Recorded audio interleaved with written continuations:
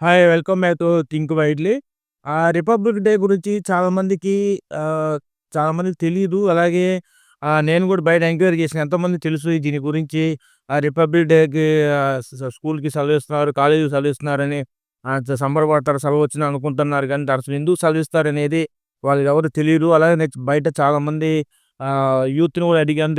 Republic day ఎందుకు చేస్తారు? దానికున్న ప్రత్యేకత ఏంటని అడిగాను. ఎవరికీ తెలీదు. నేను చిన్న పిల్లగా ఉన్నప్పుడు ఈ ఆగస్టు 15ని చాక్లెట్‌ల పండగ అన్నాను. అలా రిపబ్లిక్ డేకి సెలవు రోజు దినంగా నేను అనుకున్నాను.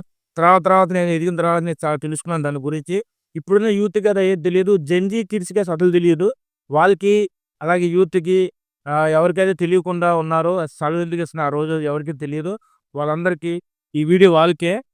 ఇవ్ ఎంతోమంది ప్రాణ త్యాగాల తర్వాత మనకి 1947 ఆగస్టు 15 తేదీన ఇండిపెండెన్స్ డే అయితే ప్రకటించారు.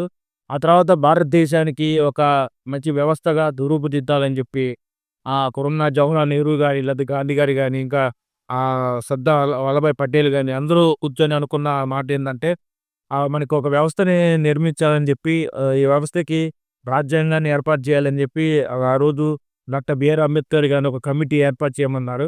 ఆ కమిటీని ఏర్పాటు చేసిన తర్వాత దానికి పెద్దగానే డాక్టర్ బిఆర్ అంబేద్కర్ గారిని నియమించారు. మన ఇండిపెండెన్స్ వచ్చిందే గాని, మనకి గణతంత్రం మన భారతదేశం గణతంత్రంగా ఏర్పడాలంటే, మనకంటూ ఒక వ్యవస్థ ఉండాలని జెప్పి ఆ రోజున్న అంబేద్కర్ గారిని ఏర్పాటు జేసుకున్నారు.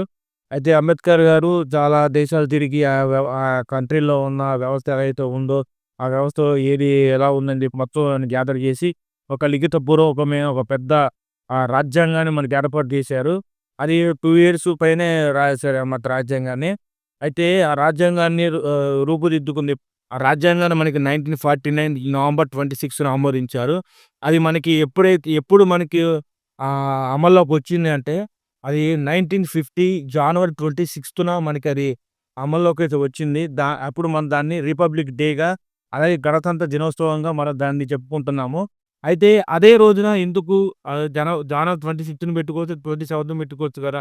జనవరి 26నే ఎందుకు దాన్ని మనం అమల్లోకొచ్చిన ఆ రోజున ఎందుకు మనం చెప్పుకుంటున్నామంటే, అది లాహోర్‌లో జరిగిన 1935 సంవత్సరంలో లాహోర్‌లో జరిగిన ఒక కాంగ్రెసు స్వరాజ్య పూర్ణ పార్టీ అని చెప్పి ఒకటి స్థాపించారు.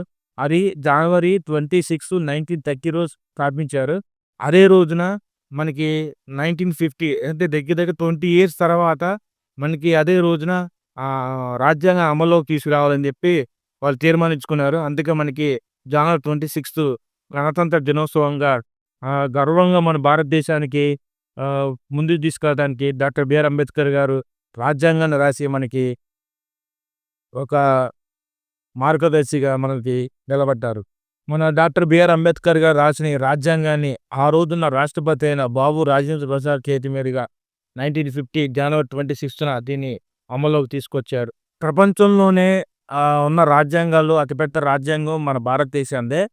అలాగే మనకు నేను చాలా ప్రౌడ్‌గా ఫీల్ అవుతున్నాను భారతదేశంలో పుట్టినందుకు.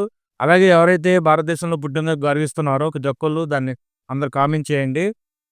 అలాగే మనకి గణతంత్ర వేడుకల్లో మనకి ఎవరైతే పెరేడ్ చేస్తారు కదా! ఆ పెరేడ్‌లో చాలామంది గమనించండి. మన దగ్గరున్న మిసైల్స్ గాని, మన దగ్గరున్న భాండాగారం మొత్తం ఆ రోజు తీసుకొస్తారు బయటికి. అప్పుడు అందరూ చూడండి దాని గురించి మన భారతదేశం గర్వించేలాగా తలెత్తి తిరిగేలాగా మనం గర్వంగా ఫీల్ అవ్వచ్చు.